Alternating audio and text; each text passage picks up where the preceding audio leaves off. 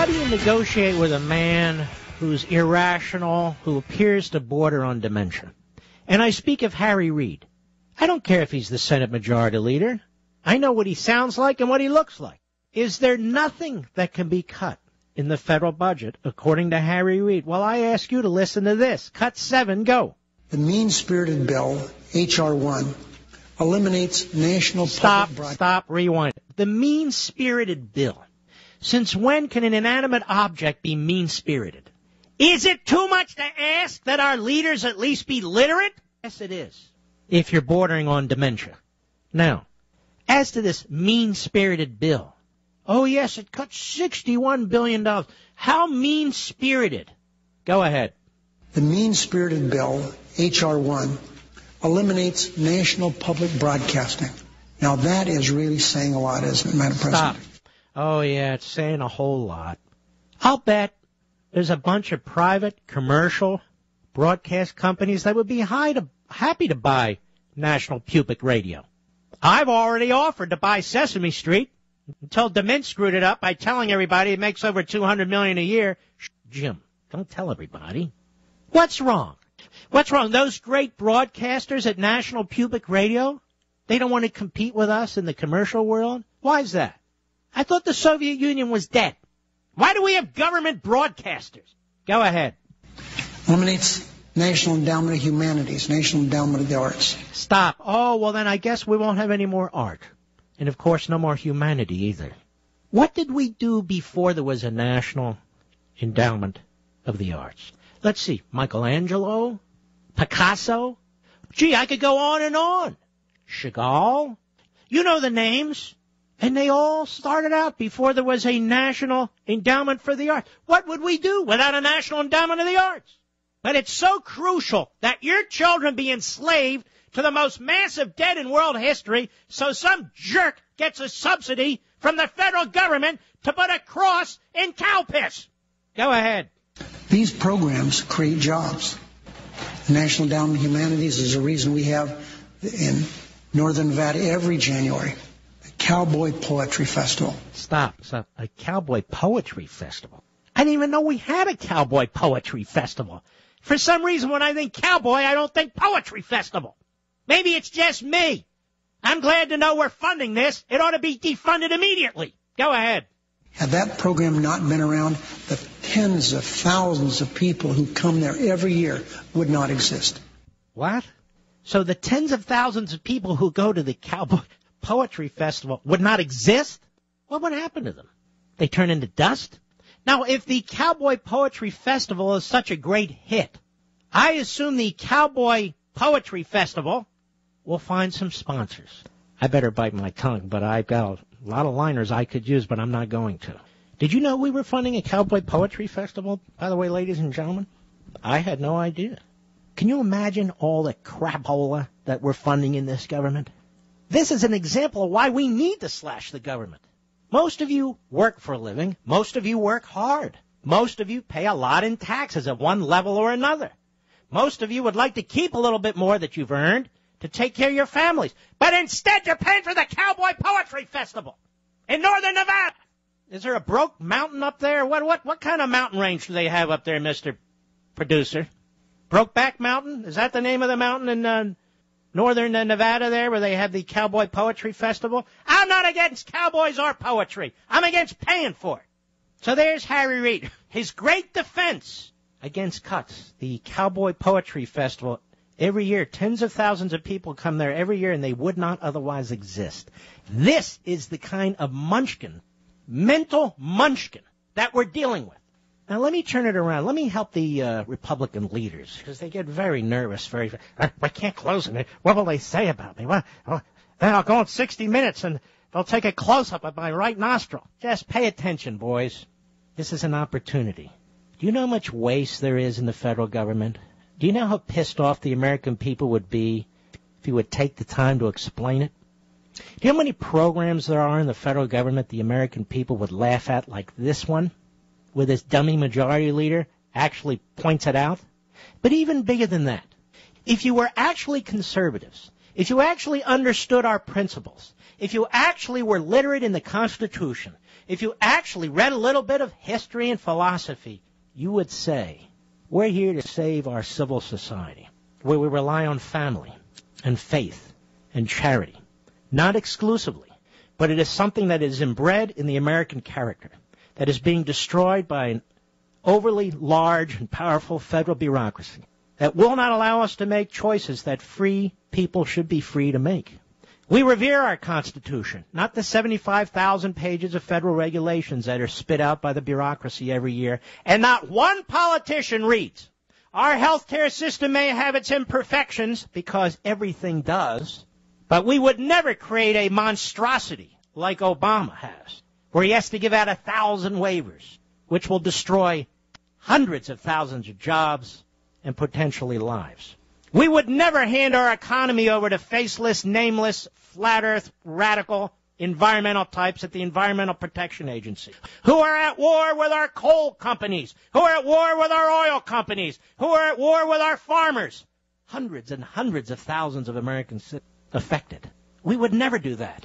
We don't think the Constitution authorizes it. We would never follow policies that drive up the cost of gasoline to $4 a gallon, headed quickly to $5 a gallon. We would never support policies that would intentionally create brownouts and blackouts from electricity by choking off the supply of coal, which is used to create almost 50% of our electric energy sources. We wouldn't put fishermen out of business along the east and west coasts like we're doing right now. We wouldn't put tens of thousands of Americans out of business by stifling success and productivity. You see, ladies and gentlemen, this president has a record now. His ideology has a record, too. It's a disaster. The American people demonstrated in November that they reject it. Ignore all these daily polls put out by all these pollsters. It's just mind-boggling. Well, they support this, they don't support that. Let me tell you what they do support. Their country. Americans are proud of their country. Liberals are not. Liberals are not. Americans believe that if you work hard, you should keep most of what you make. Liberals do not. Americans believe in individual initiative and free will. Liberals do not. Now, if you're Republican and you're not confident in your philosophy, if you don't well comprehend it, then you're going to be pandering and wimping around and looking for Leslie Stahl. If Obama says no to the $61 billion, if Reid says no to the $61 billion, what then? What then? What are you prepared to do, Mr. Boehner? You've taken closing the government off the table. Will you reverse course?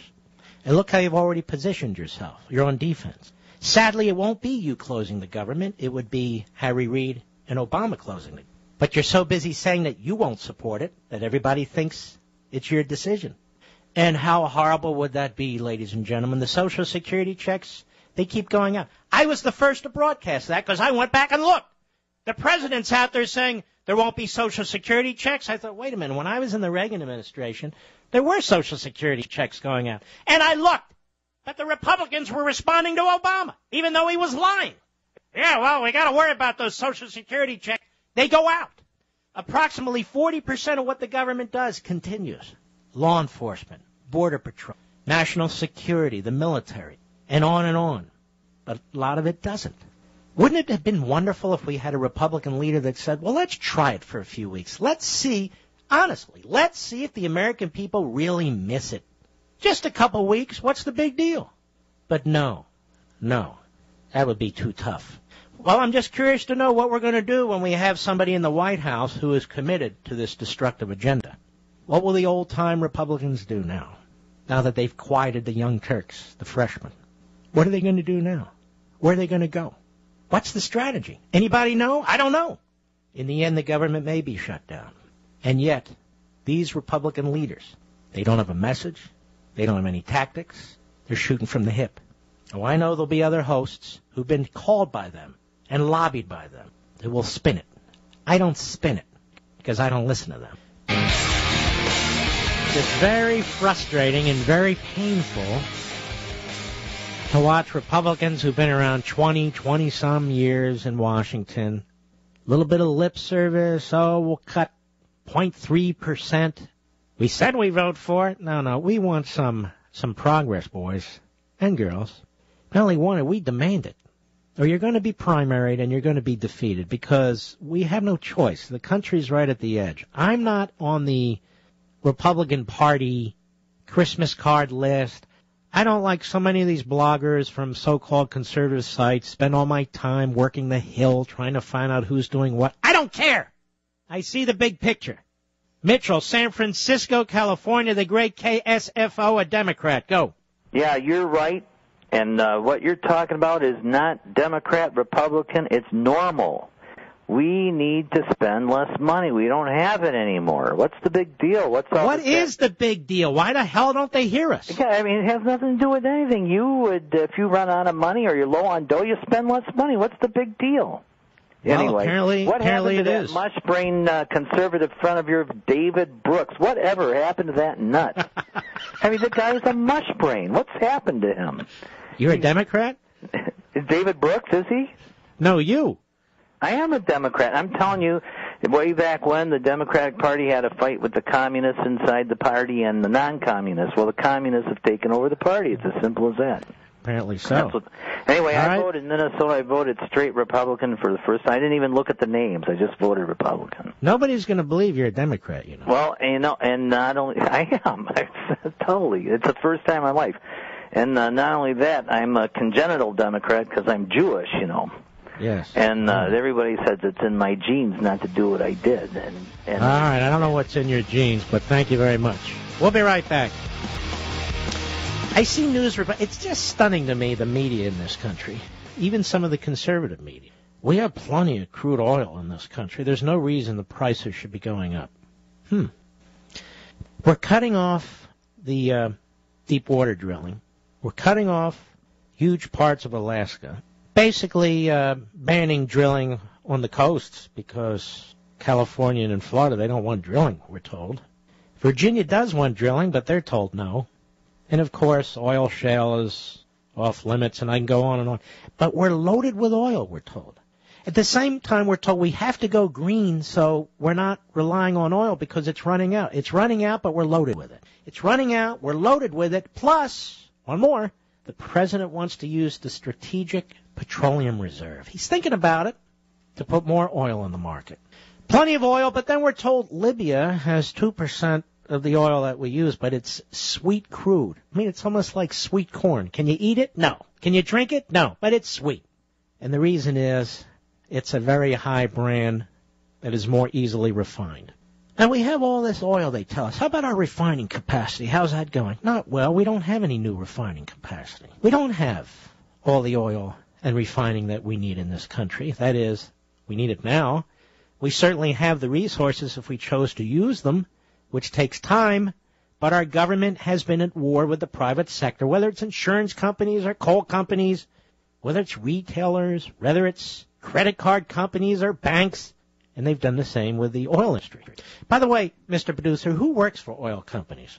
Men and women. Exactly. We call them people. Now, I know for the liberals, it's just easier. The oil companies. Well, they employ hundreds of thousands of people, not just the companies, but it resonates throughout society. People who refine, people who truck the stuff, people who work at gas stations and so forth. The economy is very complex, and yet it's interrelated.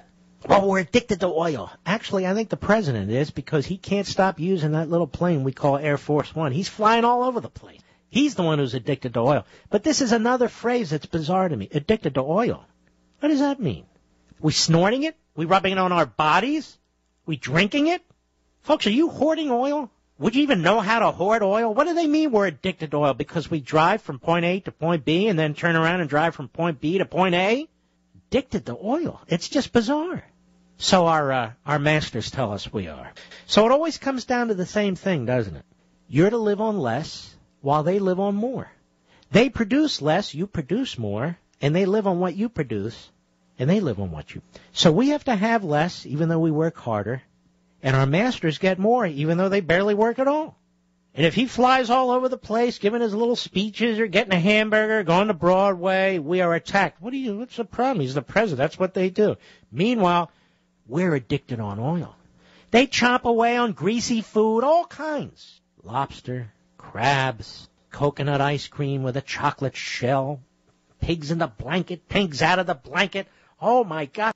The imagination of the chefs at the White House. But you and I, parsley.